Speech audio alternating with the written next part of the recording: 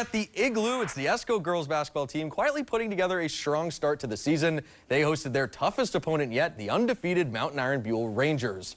Esko trying to end the Rangers' 6-game winning streak, and they'd win the opening tip-off. It's 9th grader Layla Peterson getting ahead of the pack for the opening score on that layup.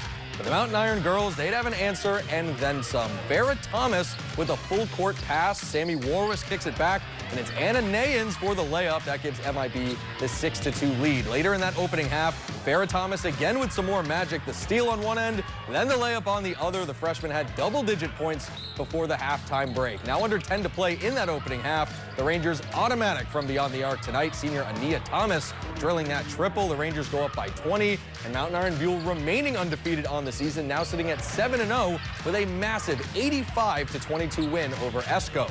Meanwhile, the Cherry Tigers boys basketball team also stay undefeated tonight with a 72-54 win over Healy. The Barnum Bombers taking a big section victory, 62-44 over Rush City, and Deer River getting a close 2-point win in a high-scoring affair, 88-86. All the scores from tonight's hoops on our website right now, northernnewsnow.com.